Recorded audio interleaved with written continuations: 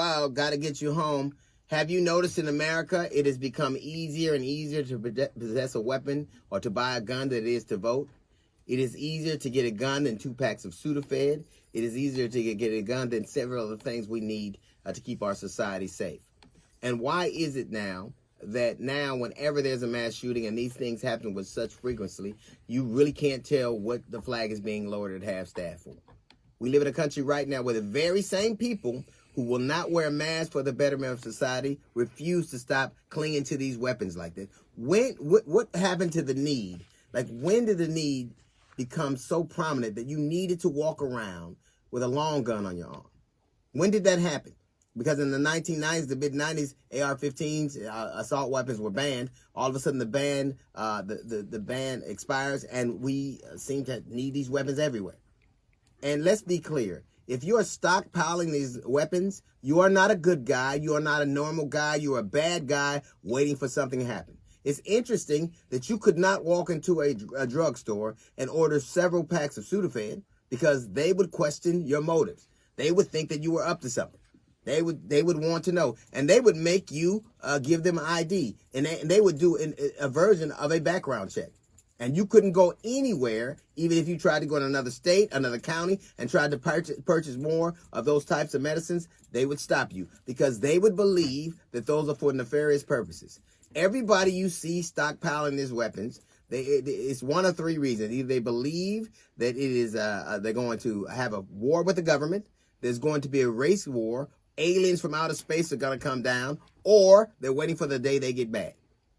And it always starts the same way. He was such a normal guy, was he? He was just a regular guy stockpiling weapons.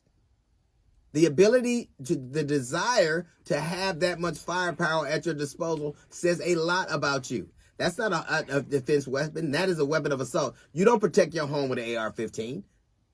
You don't do that. You don't hunt with it. You use that for the day when you decide you're going to exact justice. For when you decide you want to make your pain manifest on somebody else. And every time you turn around, elected officials say, well, there's nothing we could do. Is that it? Why are you there? You're not there to work or for your own betterment. You're there for the betterment of a society. And the exact same people who refuse to wear a cloth over their face for the safety of people walk around with these weapons and feel the need to have them. Well, the only way to stop a good guy is bad guys with a good guy. How many times do those good guys actually show up? How many times does that ever happen? That whole Clint Eastwood thing, it never happens. It only happens on those movies. And these things happen over and over again, and all we do is cry and pray. And it's got to be hard for God to hear our prayers over the sound of all of this gunfire. Over and over and over again, the exact same people who feel like they have the right to not wear masks are the same people who feel like they have the right to carry these weapons around. They have that right. Don't you have the right to go to the grocery store or a movie or to worship your God or to a skating rink or to a coffee store? Don't you have rights too?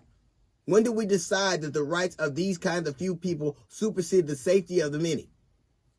And it's interesting how we look at things. There were more people arrested in Miami at spring break than were arrested at the Capitol.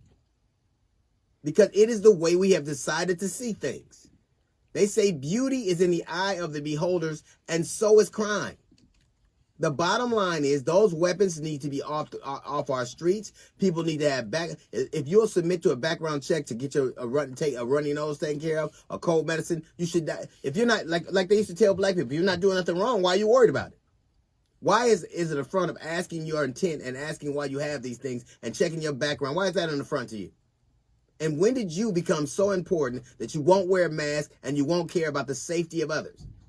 Your rights should stop right at the door when our children and brothers and sisters are being slain in front of us with Congress and the members of our government doing nothing but praying. If you stay on your knees, more than likely in America, that's where you'll be shot. That's a little note from the GED section. We got the Jazz Report coming up in 15 minutes. It's the D.L. Hughley Show.